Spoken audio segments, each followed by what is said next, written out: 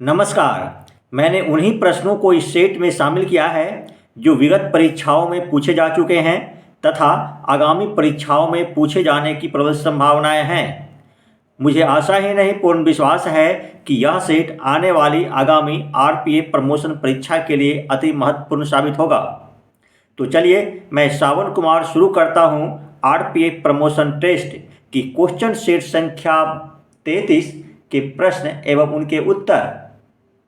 Question set संख्या 33 का पहला प्रश्न है, दंड प्रक्रिया संहिता 1973 की किस धारा के अनुसार गिरफ्तार किए गए व्यक्ति को गिरफ्तार के आधारों एवं जमानत के अधिकार की जानकारी दी जाने का प्रावधान वर्णित है?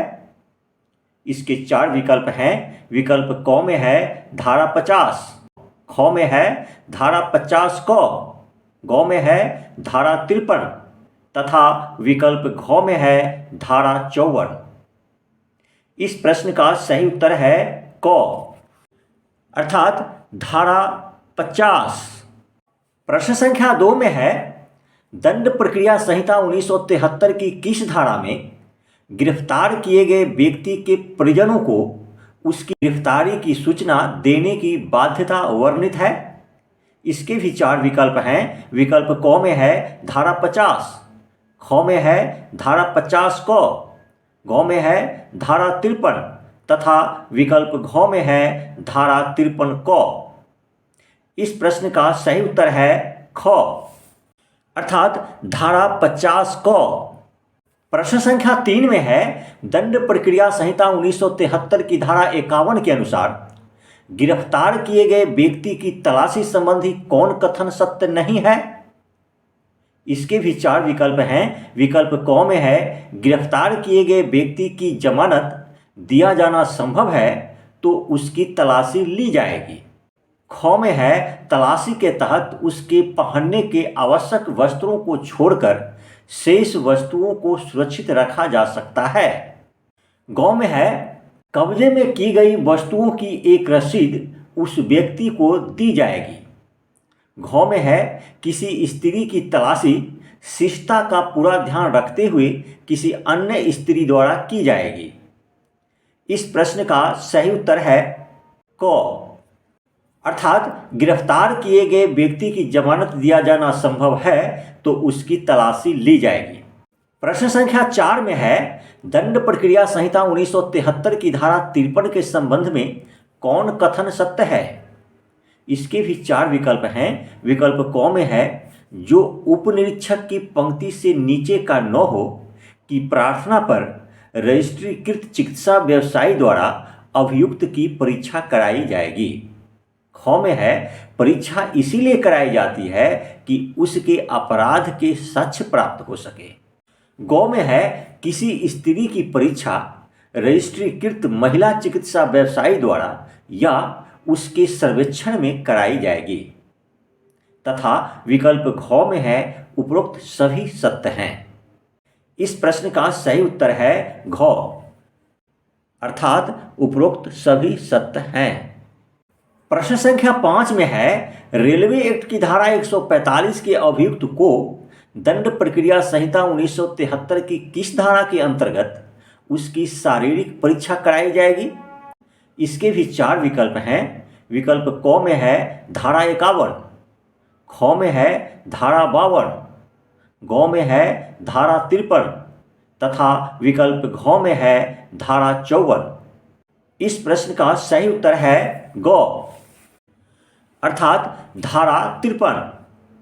प्रश्न संख्या 6 में है, दंड प्रक्रिया संहिता 1973 की किस धारा में बलात्संग के अपराधी व्यक्ति की चिकित्सा व्यवसायी द्वारा परीक्षा का वर्णन किया गया है? इसके भी 4 विकल्प हैं। विकल्प क में है धारा 52 क, ख में है धारा 53 क, ग में है धारा 54 क तथा विकल्प घ में है धारा 55 क। इस प्रश्न का सही उत्तर है ख अर्थात धारा 53 क। प्रश्न संख्या 7 में है, क को बलात्संग के आरोप में गिरफ्तार कर पीटा भी जाता है किंतु क किसी के साथ बलात्संग नहीं किया है। दंड प्रक्रिया संहिता 1973 की किस धारा के अंतर्गत क की प्रार्थना पर मजिस्ट्रेट उसकी शारीरिक परीक्षा किसी चिकित्सा व्यवसायी द्वारा करवा सकता है? इसके भी 4 विकल्प हैं। विकल्प क में है धारा 52, ख में है धारा 53, ग में है धारा 54 तथा विकल्प घ में है धारा 55। इस प्रश्न का सही उत्तर है ग, अर्थात धारा 54। प्रश्न संख्या 8 में है लूट के आरोप में पुलिस क को गिरफ्तार कर लेती है। दंड प्रक्रिया संहिता 1973 की किस धारा के तहत पुलिस अधिकारी क की शिनाख्त करवा सकती है? इसके भी 4 विकल्प हैं। विकल्प क में है धारा 54 क, ख में है धारा 55 क, ग में है धारा 56 क तथा विकल्प घ में है धारा 57 क। इस प्रश्न का सही उत्तर है क, अर्थात धारा 54 क।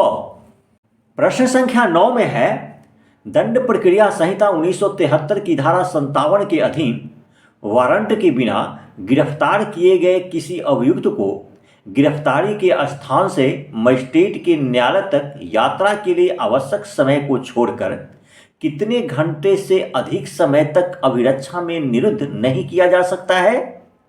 इसके भी 4 विकल्प हैं। विकल्प क में है 36 घंटे, ख में है 48 घंटे, ग में है 72 घंटे तथा विकल्प घ में है 24 घंटे। इस प्रश्न का सही उत्तर है घ, अर्थात 24 घंटे। प्रश्न संख्या 10 में है दंड प्रक्रिया संहिता 1973 की किस धारा के अधीन वारंट के बिना या वारंट के साथ गिरफ्तार किए गए व्यक्ति को 24 घंटे से अधिक अवधि के लिए अभिरक्षा में निरुद्ध नहीं किया जा सकता है? इसके भी 4 विकल्प हैं। विकल्प क में है धारा 57, ख में है धारा 76, ग में है उपरोक्त क और ख तथा विकल्प घ में है उपरोक्त क या ख। इस प्रश्न का सही उत्तर है ग, अर्थात उपरोक्त क और ख। यहाँ पर मैं बतलाना चाहूँगा कि धारा 57 के तहत बिना वारंट किसी अभियुक्त को गिरफ्तार किया जाता है, जबकि धारा 76 में वारंट के साथ किसी अभियुक्त को गिरफ्तार किया जाता है। दोनों परिस्थितियों में 24 घंटे के अंदर अभियुक्त को न्यायालय में प्रस्तुत करना आवश्यक होता है। प्रश्न संख्या 11 में है दंड प्रक्रिया संहिता 1973 की किस धारा में समन के प्रारूप के संबंध में लिखा गया है? इसके भी 4 विकल्प हैं। विकल्प क में है धारा 60, ख में है धारा 61, ग में है धारा 62 तथा विकल्प घ में है धारा 63। इस प्रश्न का सही उत्तर है ख, अर्थात धारा 61। प्रश्न संख्या 12 में है न्यायालय द्वारा समन कितनी प्रतियों में जारी किया जाता है? इसके भी 4 विकल्प हैं। विकल्प क में है 2 प्रतियों में, ख में है 3 प्रतियों में, ग में है 4 प्रतियों में तथा विकल्प घ में है 1 प्रतियों में। इस प्रश्न का सही उत्तर है क, अर्थात 2 प्रतियों में। प्रश्न संख्या 13 में है समन की तामील की प्रक्रिया का प्रावधान दंड प्रक्रिया संहिता 1973 की किस धारा में किया गया है? इसके भी 4 विकल्प हैं। विकल्प क में है धारा 60, ख में है धारा 61, ग में है धारा 62 तथा विकल्प घ में है धारा 63। इस प्रश्न का सही उत्तर है ग, अर्थात धारा 62। प्रश्न संख्या 14 में है समन तामील की प्रक्रिया के संबंध में कौन कथन सत्य है? इसके भी 4 विकल्प हैं। विकल्प क में है समन की एक प्रति समन किए गए व्यक्ति को देकर दूसरी प्रति पर उससे पावती ली जाती है। ख में है समन किए गए व्यक्ति न मिले तो उसके घर वाले को एक प्रति देकर दूसरी प्रति पर उससे पावती ली जाती है या उसके घर पर एक प्रति चिपका दी जाती है। ग में है निगम पर समन की तामील निगम के सचिव या स्थानीय प्रबंधक पर तामील करके की जा सकती है। तथा विकल्प घ में है उपरोक्त सभी सत्य हैं। इस प्रश्न का सही उत्तर है घ, अर्थात उपरोक्त सभी सत्य हैं। प्रश्न संख्या 15 में है जब समन किए गए व्यक्ति न मिल सके तब समन की तामील की प्रक्रिया संबंधी प्रावधान दंड प्रक्रिया संहिता 1973 की किस धारा में बतलाया गया है? इसके भी 4 विकल्प हैं। विकल्प क में है धारा 61, ख में है धारा 64, ग में है धारा 62 एवं विकल्प घ में है धारा 66। इस प्रश्न का सही उत्तर है ख, अर्थात धारा 64। प्रश्न संख्या 16 में है सरकारी सेवक पर समन की तामील की प्रक्रिया का प्रावधान दंड प्रक्रिया संहिता 1973 की किस धारा में बतलाया गया है? इसके भी 4 विकल्प हैं। विकल्प क में है धारा 69, ख में है धारा 64, ग में है धारा 65 तथा विकल्प घ में है धारा 66। इस प्रश्न का सही उत्तर है घ, अर्थात धारा 66। प्रश्न संख्या 17 में है साक्षी पर डाक द्वारा समन की तामील का प्रावधान दंड प्रक्रिया संहिता 1973 की किस धारा में किया गया है? इसके भी 4 विकल्प हैं। विकल्प क में है धारा 69, ख में है धारा 68, ग में है धारा 67 एवं विकल्प घ में है धारा 66। इस प्रश्न का सही उत्तर है क, अर्थात धारा 69। प्रश्न संख्या 18 में है गिरफ्तारी के वारंट का प्रारूप और अवधि का जिक्र दंड प्रक्रिया संहिता 1973 की किस धारा में किया गया है? इसके भी 4 विकल्प हैं। विकल्प क में है धारा 69, ख में है धारा 70, ग में है धारा 66 तथा विकल्प घ में है धारा 64। इस प्रश्न का सही उत्तर है ख, अर्थात धारा 70। प्रश्न संख्या 19 में है दंड प्रक्रिया संहिता 1973 की धारा 70 के अधीन निम्नांकित में कौन कथन सत्य है? इसके भी 4 विकल्प हैं। विकल्प क में है न्यायालय द्वारा जारी प्रत्येक गिरफ्तारी का वारंट लिखित रूप में होता है। ख में है वारंट पर न्यायालय के पीठासीन अधिकारी के हस्ताक्षर एवं न्यायालय की मुहर लगी होती है। ग में है वारंट तब तक प्रवर्तन में रहता है जब तक जारी करने वाले न्यायालय द्वारा रद्द न कर दिया जाता है या जब तक वह निष्पादित न कर दिया जाता है तथा विकल्प घ में है सभी सत्य हैं।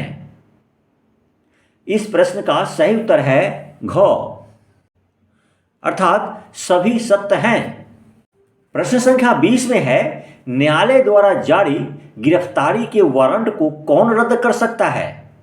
इसके भी 4 विकल्प हैं। विकल्प क में है मजिस्ट्रेट, ख में है जिला एवं सत्र न्यायाधीश, ग में है वारंट जारी करने वाले न्यायालय तथा विकल्प घ में है उच्च न्यायालय। इस प्रश्न का सही उत्तर है ग, अर्थात वारंट जारी करने वाले न्यायालय।